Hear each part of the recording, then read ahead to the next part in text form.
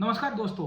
एक बार मुझे एक स्टूडेंट ने क्वेश्चन पूछा कि सर इंडियन हिस्ट्री के अंदर पानीपत में क्यों लड़ाइयाँ हुई। खैर यूपीएससी ने ये सवाल ऑलरेडी पूछ दिया, मैं इसके ऊपर ज़्यादा डिबेट नहीं करूंगा। मैं आपको बताना जा रहा हूँ कि पानीपत के ऊपर आया हुआ पंजाब का इंपॉर्टेंस भारतीय इतिहास में क्या है। क्यों? क्योंकि जब जब भारतीय इतिहास में हमें देखने को मिला कि पंजाब कमज़ोर हुआ या नॉर्थ वेस्ट इंडिया कमज़ोर हुआ, तुरंत ही भारत में फॉरेन इन्वेजन हुए। इसके कारण हिस्टोरिकली जितने भी बड़े बड़े एम्पायर्स हुए हैं, इन सब ने कैसे भी करके पंजाब को सिक्योर करने की कोशिश की।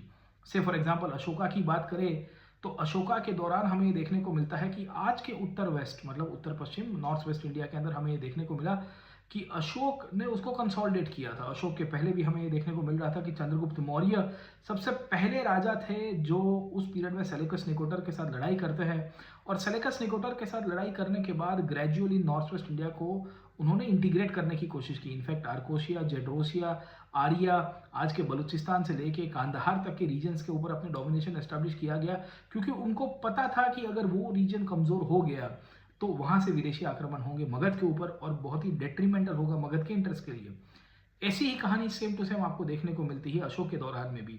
अशोक ने भी नॉर्थ वेस्ट इंडिया को सिक्योर करने के लिए बहुत ही इंपॉर्टेंस रखा है। अशोक को ये चीज़ बहुत पता थी कि वहाँ के जो रीजन्स है वहाँ पे बहुत सारे विदेशी लोग भी रहेंगे, उनको सिक्योर करने की आवश्यकता है। अगर वो नहीं करेंगे तो क्या करेंगे। इन सब के बेसिस के रूप में अशोक ने तक्षशिला या आज के कश्मीर और तक्षशिला के अंदर अपने हेडक्वार्टर्स, अपने एम्पायर की एक पूरी की पूरी एडमिनिस्ट्रेटिव सिस्टम वहाँ पे एस्टैब्लिश की। पहली बात।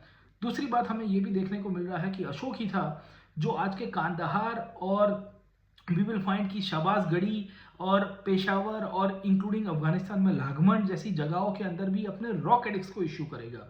कांदाहार का रॉक एडिक्ट का तो इंपॉर्टेंस अगर आपको हिस्टोरिकली पता ही होगा कि ये वो रॉक एडिक्ट है जिसके द्वारा अशोक ने बाइलिंगुअल इंस्क्रिप्शंस दिए थे वहाँ के लोगों के लिए। इनफैक्ट अशोक और चंद्रगुप्त मौर्य का ही टाइम था जब इन्होंने ये भी प्लान किया कि ये रीजन्स के अंदर कैसे भी करके हम अपनी इंफ्रास्ट्रक्चर को क्रिएट करें। ग्रांड ट्रंक रोड, जिसे हम लोग आज की तारीख में जीटी रोड कहते हैं, नेशनल हाईवे नंबर 1 सोनारगांव से पेशावर तक जाता है, उसकी पहली फाउंडेशन उत्तर पथ के रूप में की गई थी महाजनपदों में, और उसके बाद मौर्य जी थे जो उसको आगे लेके गए और वहाँ के उसको इंफ्रास्ट्रक्चर को क्रिएट किया हाईवे के रूप में, क्योंकि उनको पता था कि connectivity is important in the north west, वरना वो जाएगा तो दिल्ली और मगध, उस पीरियड में मगध कैपिटल था इसके लिए। खैर, एंशिएंट इंडिया के अंदर एक डायनेस्टी के बारे में मैंने आपको बताया। आप देखिए कि जैसे मौर्यस का डिक्लाइन हुआ, नॉर्थ वेस्ट इंडिया में फॉरेन इन्वेजन होने शुरू हुए, इंडो ग्रीक्स आए, पार्थियंस आए, कुषाण आए, और भी डायनेस्टी आती रही। उसके पीछे का कारण था कि मगध ने फोकस नहीं किया नॉर्थ वेस्ट इंडिया के ऊपर, याद रखना।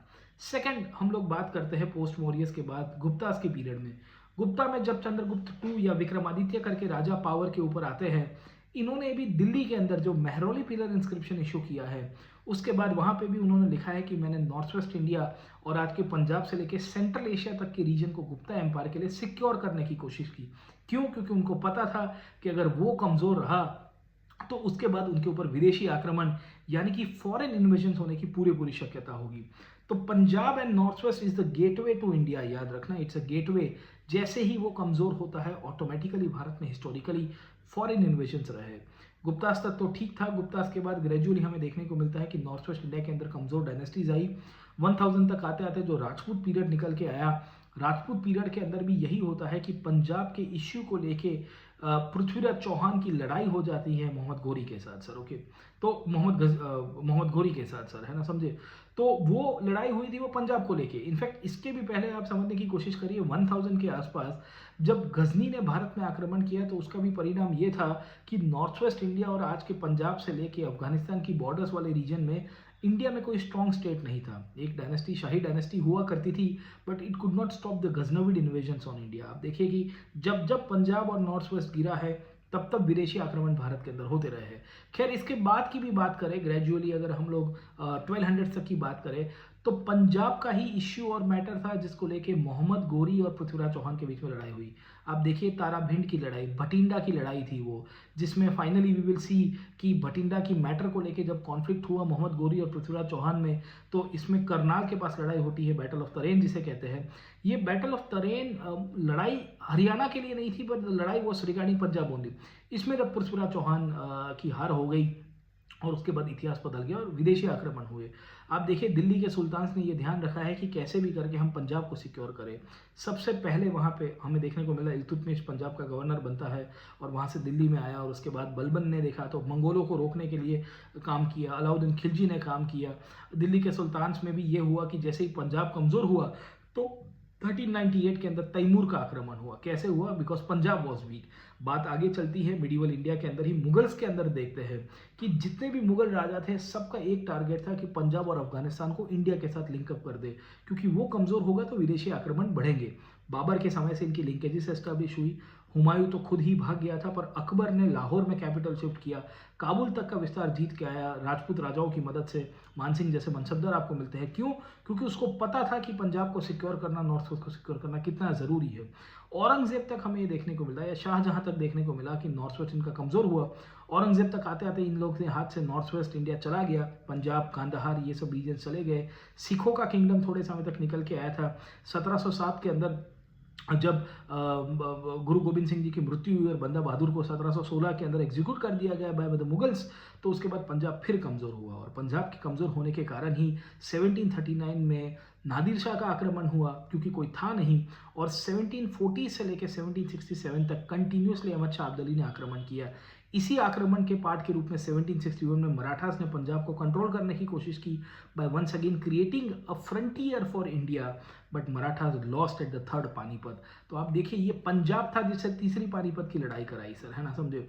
और इसी के कारण जब ईस्ट इंडिया कंपनी पावर के ऊपर आई, इन्होंने ये राह देखी कि पंजाब और नॉर्थ वेस्ट को सिक्योर किया जाए। महाराजा रंजीत सिंह ने 1799 से लेकर 1839 तक पंजाब में रूल किया। जब तक वो रूल कर रहे थे तब तक भारत में कोई भी विदेशी आक्रमणकारी नहीं आ पाया।